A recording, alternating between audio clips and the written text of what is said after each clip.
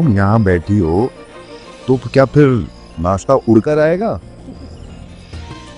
घर की बहू है ना, वो नाश्ता बना रही है।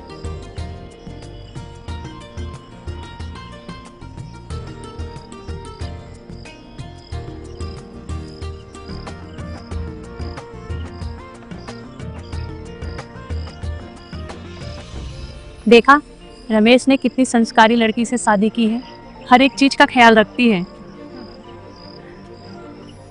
ये खाने का स्वाद कुछ जाना पहचाना सा लग रहा है। खाना खाने के बाद हर मर्द को ऐसा ही लगता है।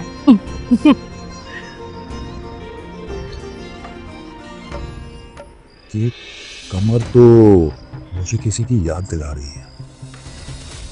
इस कमर में वो लचक है जो...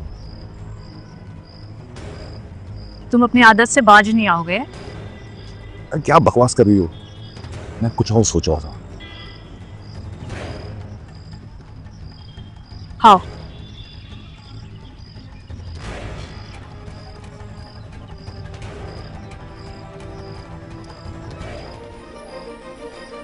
अरे बहू, ससुर जी के पैर छुओ और आप बहू को पहली रसोई के लिए नेक दीजिए। खुश रहो।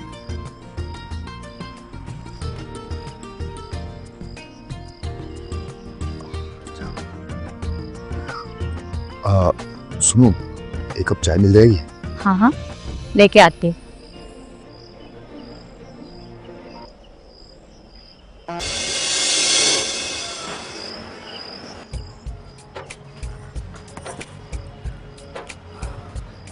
इस घूंघट के चक्कर में ना, मुझे क्या पता था फिर इसी घर में आऊंगी।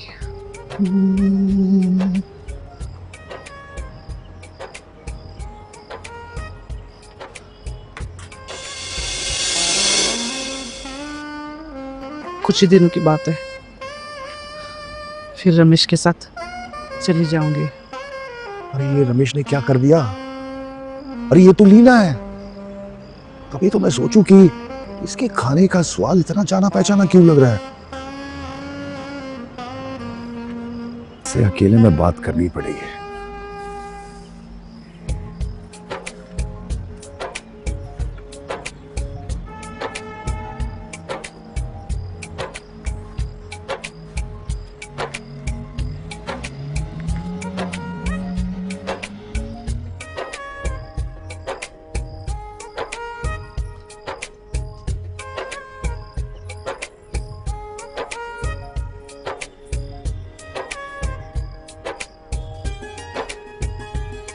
बैठो।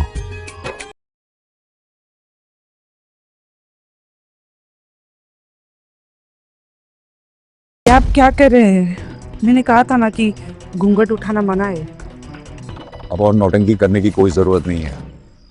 मैं वही हूं जिसे तुम्हारा चेहरा तो क्या सब कुछ देख चुका हूं। ये आप क्या कह रहे हैं?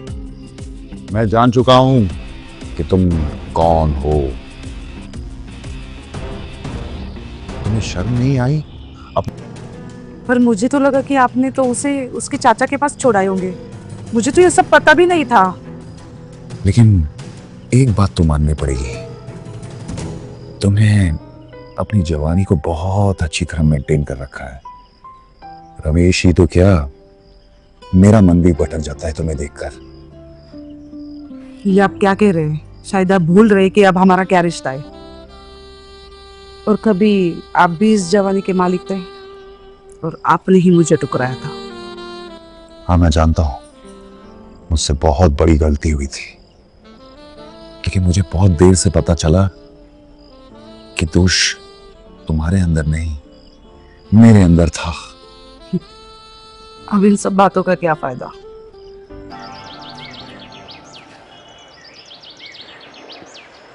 वाह, क्या खाना बना, मजा आ गया। रमेश, तुम नौकरी पे फिर से कब जा रहे हो? बस 3-4 दिन में ऑफिस का काम निपट जाएगा, उसके बाद चला जाऊँ। अरे हम तो कह रहे हैं कि बहू को यहीं छोड़ जाना। ये क्या कह रहे हो तुम? अरे मैं तो इसलिए कह रहा था कि बहू को यहाँ पर सारी सुविधाएं मिलेगी तो उसे कोई तकलीफ नहीं होगी।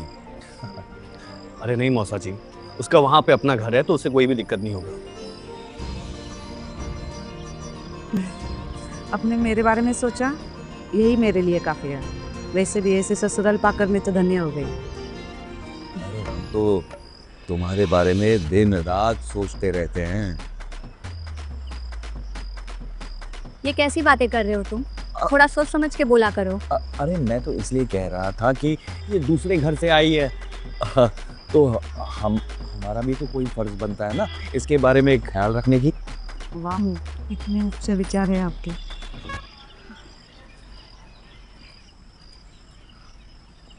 हाँ हाँ, खाओ आप लोग।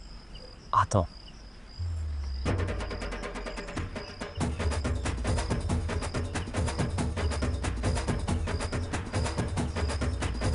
आप खाइए ना, मैं अभी आती हूँ। खाइए।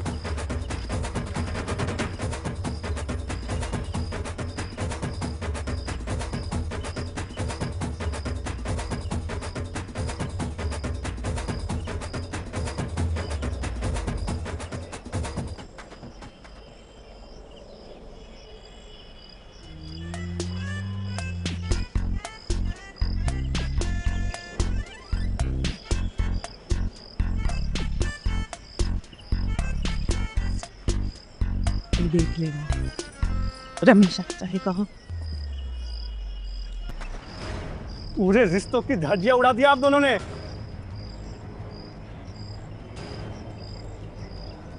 मुझे ज्ञान देने की कोई जरूरत नहीं है। जिस प्रॉपर्टी पर तू अपना हक जमा रहा है ना, वो प्रॉपर्टी कभी मेरी थी। बकवास बंद करो अपने आप। और रिश्तों की धज्जियां मैंने नहीं बल्कि तुमने उड़ाई है। लेकिन चोर मैं नहीं बल्कि तुम, जिसने मेरी पहली बीवी को चोरी कर कर अपनी बीवी बना लिया है। जी आप क्या कह रहे हैं? जी ये बिल्कुल सही कह रहे हैं। तो फिर तुमने मुझे क्यों नहीं बताया पहले? मैंने जब आपको आपके परिवार के बारे में पूछा तब आपने कुछ नहीं बताया, और जब पता चला तब बहुत देर हो चुकी थी। मुझे तो ये भी नहीं पता था कि जिसे तुमने जाने अनजाने में अपने। देखिए, जो कुछ भी हुआ वो अनजाने में हुआ। अब बेहतर यही होगा कि इस मर्यादा को बनाए रखना। ठीक है, जो हो गया सो गया। आगे से हम ये ख्याल रखेंगे। हाँ, आगे से ऐसा कुछ नहीं होगा। ठीक है।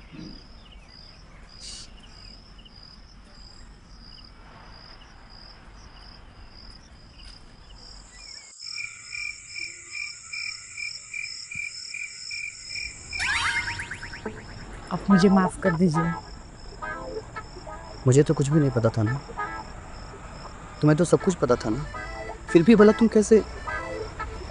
मैंने कहा ना तुम सो जाओ।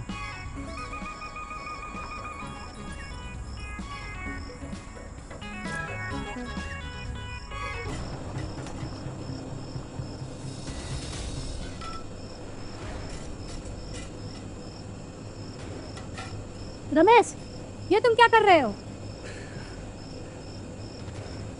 तुम्हारा दिमाग तो ठीक है ना रमेश? तुम जानते भी हो क्या कह रहे हो? हाँ, मेरा दिमाग ठीक है और आप भी जान लीजिए। बेहतर यही होगा कि आप भी जान लीजिए कि कौन मेरे बाबूजी हैं और कौन मेरे मौसा हैं। हाँ, तो कुछ बोलने से पहले ये वीडियो देख लीजिए।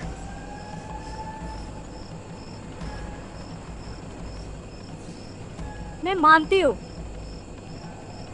कि ये गलत है, लेकिन गलत का जवाब गलत से देने में ये सही नहीं है रमेश। पता है मुझे सही नहीं है, लेकिन जो बाबूजी ने किया है उसका क्या? और ऐसे भी हम रिश्ते में तो कुछ लगते ही है ना,